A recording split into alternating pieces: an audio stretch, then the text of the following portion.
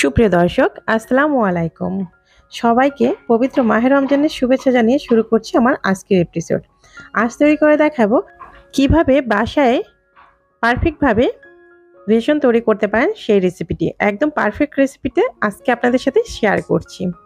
বেসন তৈরি করার জন্য এখানে আমি প্রথমে অ্যাঙ্কার ডাল নিয়েছি ৪ কাপ পরিমাণ।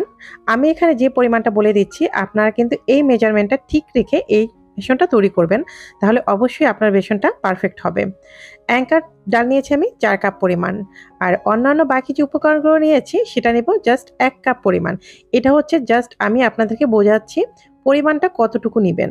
৪ কাপ অ্যাঙ্কার ডালের জন্য ১ কাপ নিয়েছি মসুর ডাল, ১ কাপ নিয়েছি কলাইয়ের ডাল অথবা আপনারা খেসারির ডালও বলে থাকেন।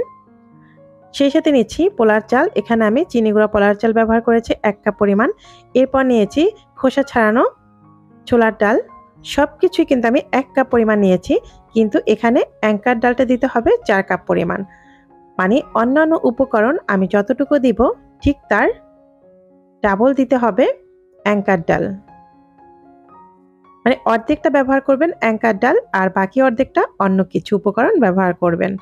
এতে করে আপনার বেসনটি কিন্তু পারফেক্ট হবে। তা না হলে কিন্তু আপনি যখন এই বেসন দিয়ে যা কিছুই তৈরি করেন না কেন সেটা কিন্তু পারফেক্টলি ফুলে উঠবে না বা খেতেও মজার হবে না। তাই অবশ্যই এই বেসনটি তৈরি করার সময় এটা কিন্তু লক্ষ্য রাখবেন। আর এরপর এই ডালটাকে ভালো করে একটু শুকনো কাপড়ের সাহায্যে মুছে নেবেন। এরপর ডালগুলোকে আপনি চাইলে ২-১ দিন রোদেও শুকোতে পারেন অথবা একটু প্যানের মধ্যে নিয়ে টেলে নিতে পারেন। আমি যেভাবে এই রেসিপিটা আপনাদেরকে দেখাচ্ছি এটা যদি আপনারা ফলো করেন অবশ্যই কিন্তু পারফেক্ট বেসনটাই তৈরি হবে। আর এই বেসন দ্বারাই আপনি সবকিছু ঠিকঠাকভাবে তৈরি করতে পারবেন। আমরা সাধারণত এই রমজান মাসে বিশেষ করে বুন্দিয়াটা তৈরি করি।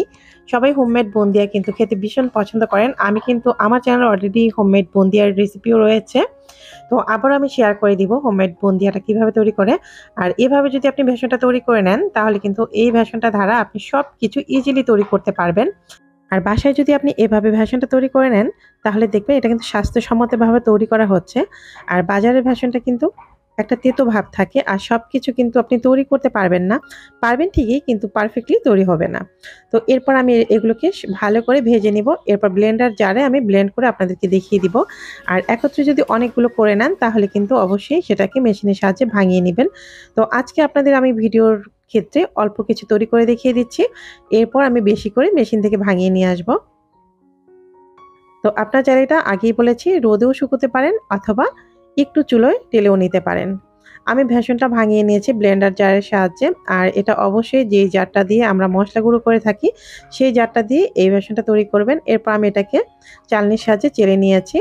একদম তৈরি হয়ে গেছে পারফেক্ট ভেষন। আর আমি কিন্তু প্রতি বছর এভাবেই হোমমেডভাবেই ভেষনটা তৈরি করে নেই। কখনোই আমি বাজারে কেনা ভেষনটা কিন্তু খাই না। তো ভিউয়ার্স, জানি না আমার আজকের এই টিপসটি আপনাদের কতটুকু উপকারে আসবে। আশা করছি ভিডিওটি আপনাদের কাছে একটু হলেও ভালো লাগবে। আর ভিডিও ভালো লাগলে অবশ্যই চ্যানেলটি সাবস্ক্রাইব করে পাশে থাকা বেল বাটনটি অন করে যাবেন। আর নতুন নতুন ভিডিও পেতে অবশ্যই আমার চ্যানেলটির পাশেই থাকবেন।